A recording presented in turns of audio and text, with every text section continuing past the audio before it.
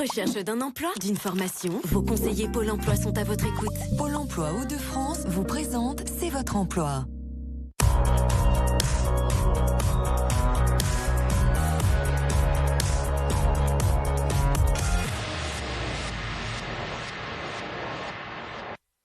Bonsoir à toutes et à tous, soyez les bienvenus dans C'est votre emploi.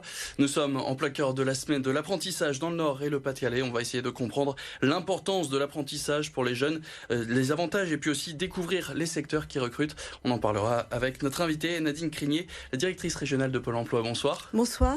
Alors pour démarrer cette émission, d'abord les chiffres de l'apprentissage. En 2019, il y avait 491 000 apprentis en France avec une progression de 16% par rapport à 2018. Si on s'intéresse à notre région, au 1er janvier, ils étaient 40 000. Après leur formation, 7 apprentis sur 10 trouvent un emploi. Au 31 juillet dernier, ce sont 109 000 jeunes qui étaient inscrits à Pôle emploi.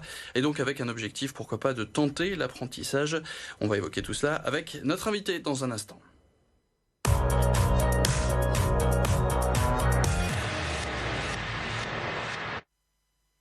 Alors déjà, Nadine Crinier, est-ce qu'on peut expliquer clairement, en quelques mots, ce que c'est l'apprentissage ? Alors, au niveau de l'alternance, vous avez 2 contrats, le contrat d'apprentissage et le contrat de professionnalisation. Le contrat d'apprentissage va amener à une qualification qui va aller du CAP jusqu'à un diplôme d'ingénieur.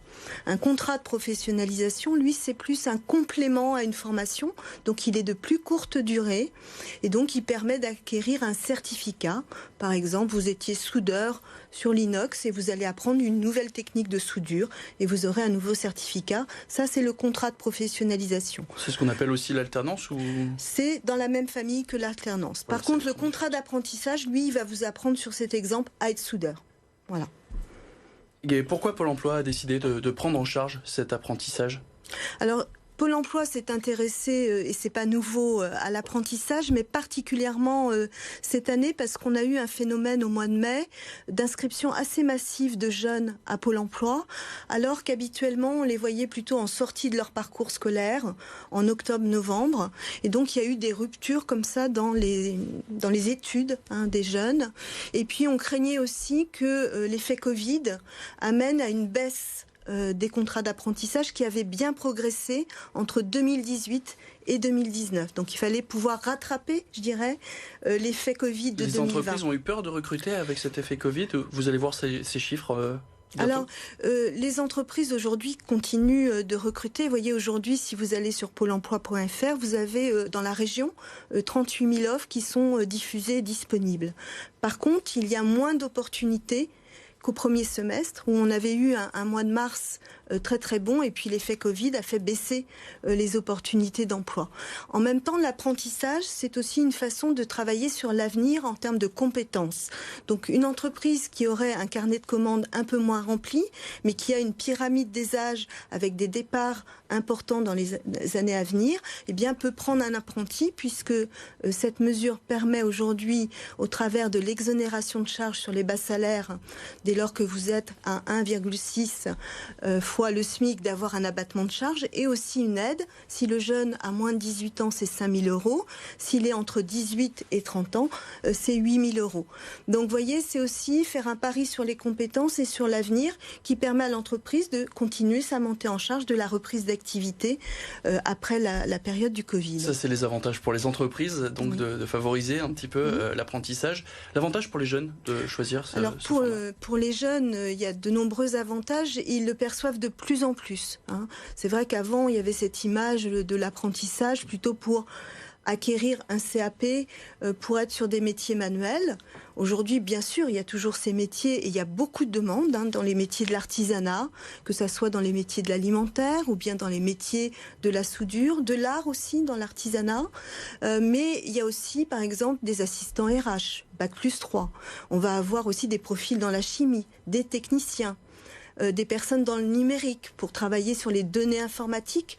Donc on a une palette aujourd'hui de l'apprentissage qui permet vraiment à tous les jeunes, quel que soit leur niveau d'études, leurs aspirations, de pouvoir au travers d'un emploi, parce que c'est un contrat de travail, se former.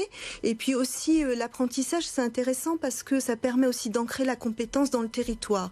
Un jeune qui va se former dans l'entreprise, en général, va rester dans les Hauts-de-France. Alors qu'on a un phénomène en Hauts-de-France avec de très belles écoles, mais avec des jeunes, après, une fois qu'ils sont diplômés, quittent la région.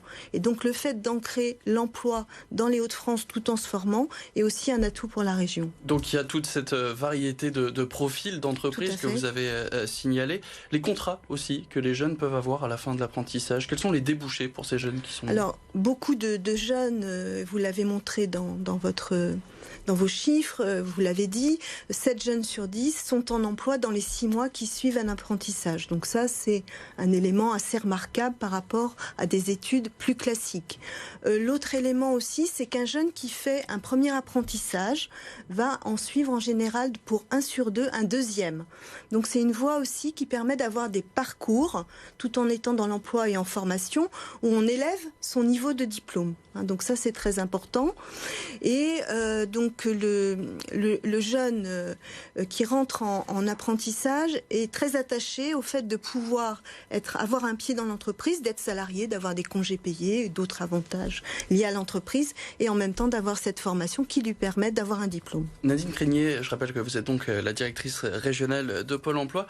On va revenir sur l'image de cet apprentissage. Lors de la présentation de cet apprentissage dans la région, il y a un jeune qui est venu raconter son parcours. C'était un excellent élève. Il a eu un bac S avec mention. Il a fait des études de psycho et puis il s'ennuie. Il vient vous voir et il se lance dans un apprentissage en coiffure. Est-ce qu'il y a beaucoup de cas comme ça, de gens qui se redirigent professionnellement après des études? Et est-ce qu'on peut dire que l'image de l'apprentissage a évolué dans les mentalités en 2020? Pour le dernier point, oui, l'image de l'apprentissage a beaucoup évolué. Les employeurs ont aussi beaucoup amélioré leur image sur ce domaine. Les tuteurs aussi en entreprise jouent un rôle très important d'intégration et de montée en compétences des jeunes. Mais si on prend le jeune lui-même, aujourd'hui, il a des aspirations aussi qui sont peut-être différentes. On a pas mal de jeunes qui ont fait des études universitaires plutôt généralistes qui parfois s'orientent sur des métiers. Un exemple là dans l'entreprise Le Mailleux qui fait de l'industrie textile. On a eu plusieurs profils de jeunes Bac+3 qui ont décidé de faire de la couture. Voilà. Donc on oublie l'idée que l'alternance... il y a effectivement l'idée de pouvoir aussi être ancré sur le territoire.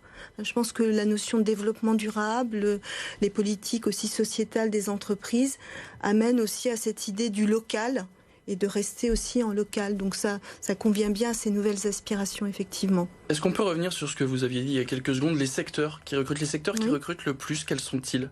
Alors, vraiment, tous les secteurs recrutent, ça va de l'industrie, qui en plus dans la région a une pyramide des âges qui nécessite de pouvoir avoir des apports nouveaux de compétences. Et là, c'est tout diplôme confondu. On a aussi les secteurs des services. Dans le service, vous allez avoir le commerce, l'assurance, les banques. Donc c'est assez large comme palette. Vous avez aussi l'hôtellerie-restauration qui, malgré le Covid et la baisse de chiffre d'affaires, recrute aussi en apprentissage. Donc c'est vraiment tout secteur d'activité. Vous avez aussi le bâtiment qui recrute beaucoup en apprentissage. Au niveau de la taille des entreprises, un apprenti sur 2 est dans une entreprise de moins de 50 salariés. Et c'est important parce que le tissu économique de la région est plutôt sur les petites entreprises. Et donc ça leur donne aussi une ressource en compétences intéressante. Et est-ce qu'il y a des secteurs où cet apprentissage est en tension ? Alors, c'est plutôt l'offre d'emploi qui est en tension. Mais voyez, le bâtiment recrute beaucoup d'apprentis et doit renforcer son attractivité. Donc là, ça peut être un peu tendu, effectivement, pour attirer des jeunes. Les conditions de travail aussi sont particulières.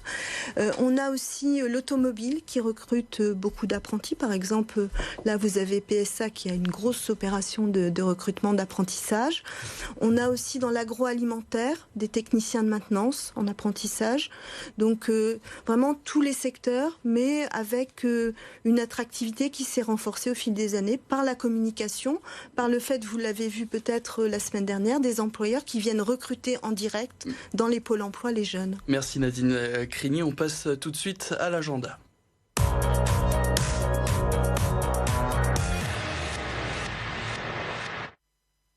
C'est donc toujours la semaine de l'apprentissage dans la région avec 2 salons virtuels. C'est jusqu'au 28 septembre dans le Nord et le Pas-de-Calais. Et puis le démarrage de Restart, c'est du 28 septembre au 2 octobre. Une semaine dédiée à la création et à la reprise d'entreprise avec plus de 130 événements. Merci beaucoup Nadine Crigny, la directrice régionale de Pôle emploi de France, d'avoir accepté notre invitation. Merci à Emmanuel Calafior, à Nour Ouladi et à Wassila Wali d'avoir aidé à la création de C'est votre emploi. Quant à nous, on se retrouve demain pour un magazine axé sur la santé. Ce sera le docteur Julien Rousseau, médecin nutritionniste, qui sera notre invité. Le premier thème donc de l'année, ce sera l'obésité et le surpoids. Merci à toutes et à tous d'avoir suivi cette édition. Restez avec nous, l'information continue sur BFM Grand Lille et BFM Grand Littoral.